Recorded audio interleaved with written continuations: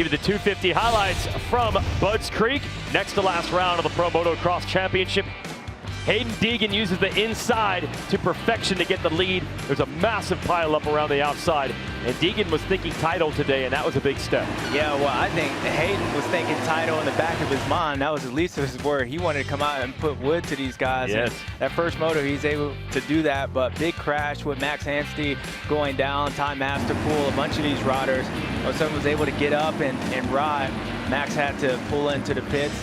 I don't know if he was hurt. I didn't see him out there the second moto, That's but right. RJ was out here. He goes down the first lap, but does a good job of getting back up, finishing 9th that first moto. And then it was the rookie, Julian Bremer, running second behind Levi. Gets passed by Chance Hymas, who looked froggy in the beginning part of the race. He tries to go after Levi Kitchen, which was riding really good, but yeah, it was good to see Julian up.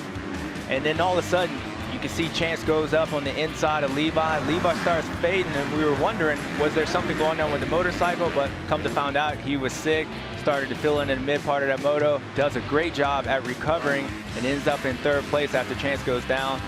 Our own Adam Cinderella was talking about Hayden Deegan wrapping up championship. He goes down right here, but Hayden gets back up, and no stress because he had almost a 30-second lead. And this was the final lap. Chance Hymas, only a few corners left. Tom Vial was right behind him. This was for second, and that's going to loom large towards the end of the day with the overall. Him being from second, potentially, to now 8th. Yeah. But it was the guy all year long, Jason. It was, and this title was going to happen, but we didn't know what happened in Moto 1. But with Kitchen taking 3rd and Deegan the Moto win, that was enough to wrap up the title in the first Moto of the day. And the full celebration would come in Moto 2, but he does get the hug from mom and dad. We go to Moto number 2. This time Deegan does not get the start from the inside. Yeah, didn't get the jump, gets pinched off by these guys. And as we've been talking all day, start position on the first lap is a huge key, and Hayden figured that out the second moto. But it was Levi Kitchen back out front again, feeling pretty good. And we were wondering how he's going to finish it off. Right now, this is battle for 9th, 10th, and 11th.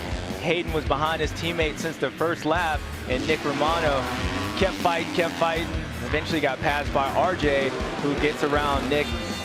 And then Hayden still had to fight against him and go, but it was just a difficult moto for him, but kind of hard for him. And then it was Tom Vial making his way around Jalik Swoll, making his way up into 3rd place, and then tried to set his sights on the 2 leaders out front, Chance Hymas and Levi Kitchen, who's out front about 5 seconds. I thought Hymas was going to get Kitchen multiple times, but Kitchen answered each call and holds on for the Moto win, and with 3-1 scores, takes the overall. Hymas, because of that crash in Moto 1, 2-8, not in contention for the overall. And here's Deegan, 10th in the Moto. This is actually worst of the season, and he said he was only concerned with one thing: get to the finish line and hold this #1 plate. Well, he accomplished that. That's a big one, only his 2nd full season as a pro, and he has 2 titles, last year's SMX Championship. Obviously, he's in play to win that again this year as the playoffs begin September 7th. Vial 2nd overall for the day. Deegan's 110 was good enough for 3rd. Hymas just off the podium 4th. Swoll, another good run, 5th in the Triumph. Lumiere was 6th. Those are the standings.